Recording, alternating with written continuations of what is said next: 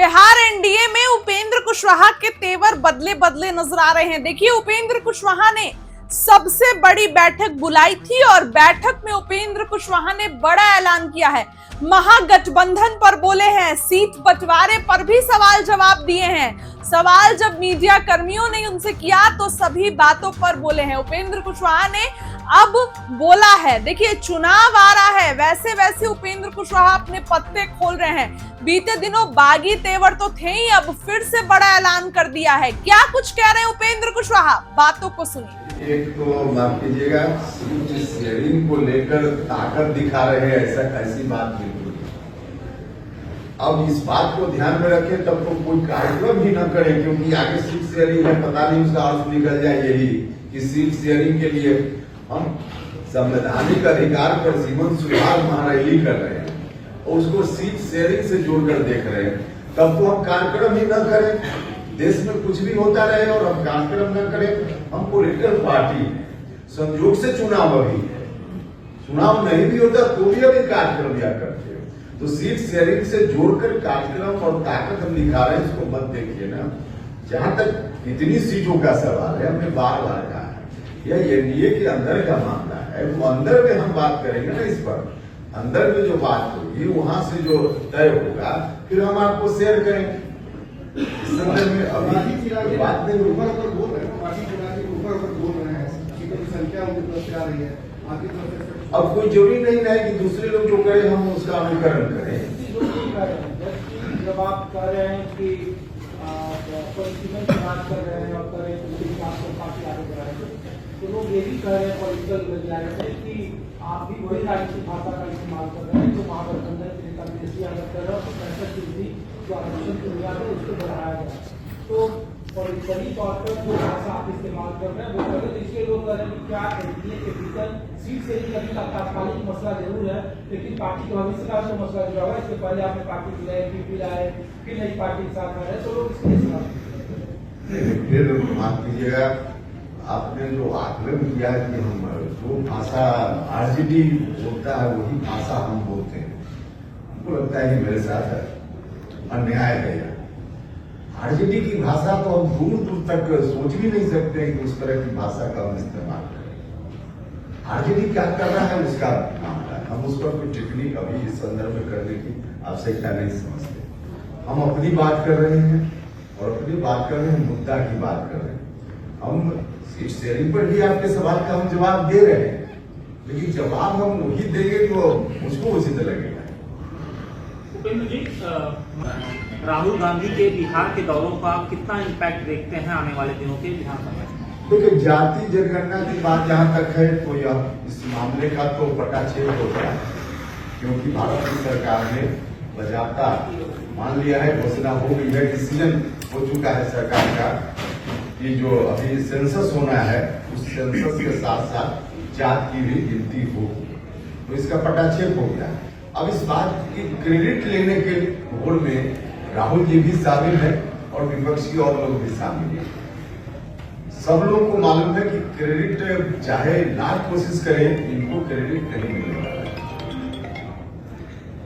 जब तक मतलब वर्षों तक इनकी सरकार रही केंद्र में, देश के अलग अलग राज्यों में कांग्रेस पार्टी और बिहार में आरजेडी जो विपक्ष में बड़ी पार्टी है, लालू यादव जी स्वयं केंद्र की सरकार में इतनी बड़ी ताकत में रहे हैं, उस वक्त जो चाहते वह काम भारत की सरकार को करना पड़ता। उस वक्त इन लोगों को जात की गिनती का मसला नहीं दिखाई दिया।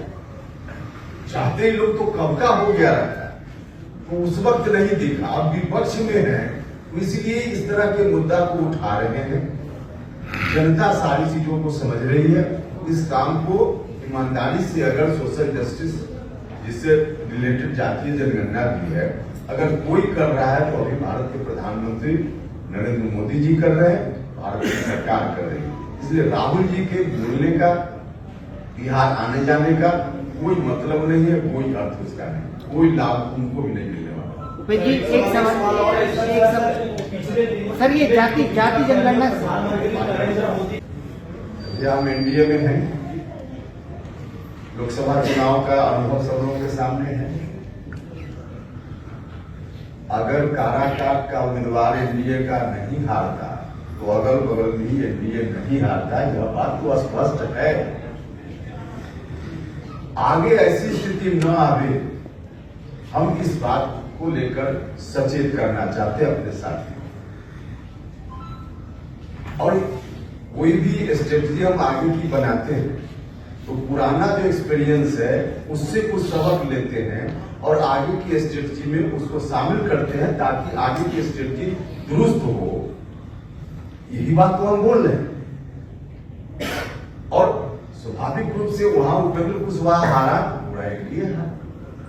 एक ही नाव पर जब हम लोग सवार हैं, एक मंच पर इतने लोग बैठे, मंच टूटेगा तो हम अकेले थोड़ी गिरेंगे, बगल वाले भी गिरेंगे।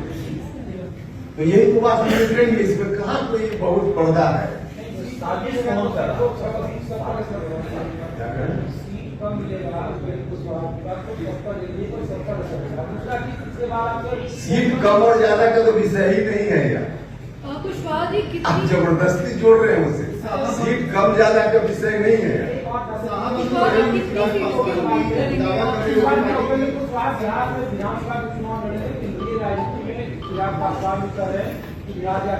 अरे उपेंद्र कुशवाहा, आप सब लोगों की कृपा और बिहार की जनता की कृपा से देश में 40 सदन संविधान ने बनाया है ना। 2 सदन दिल्ली में, 2 सदन राज्य में, 4 सदन में तो हो ही आए हैं, चल ही रहे हैं। हमको कहाँ चिंता है कि अपने विधानसभा लड़ने। सर एक जाति जनगणना से एक सवाल है मेरा कि मनोज झा ने सवाल खड़ा किया है। उन्होंने कहा है कि जो केंद्र सरकार ने ऐलान किया जाति जनगणना कराने का, ये एक तरह से छलावा है। उन्होंने बात इसलिए कही, उन्होंने कहा कि ये ओबीसी के आंकड़े जारी नहीं करना चाहते।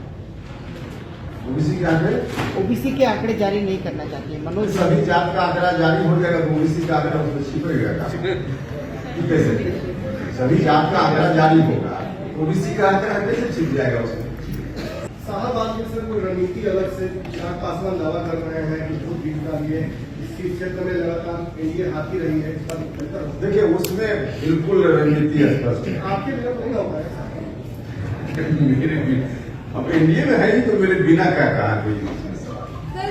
देखिए वहां स्पष्ट है, कोई बोल रहे हैं शाहबाद का इलाका और मगध का इलाका, इसमें लोकसभा के समय भी अपेक्षा के अनुकूल परिणाम एनडीए के लिए नहीं आया और उसके पहले बिहार विधानसभा का 2020 का चुनाव, उसमें भी परिणाम अनुकूल नहीं आया।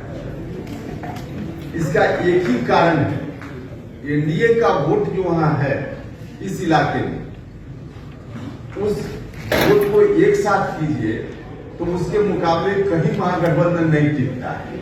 यही वोट डिवाइड हो जाता है कहीं किसी कारण से, तब एनडीए उस बार हार जाता है और महागठबंधन को खा जाता है। इस बार की रणनीति उन इलाकों के लिए ऐसी होनी चाहिए, यह जो वोट है एनडीए का वह डिवाइड नहीं हो, एक साथ आए, बस इतना ही तो करना है।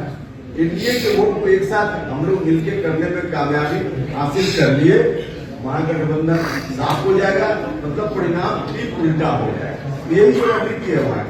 मेरा एक सवाल है, पवन सिंह का टिकट रुके भाई।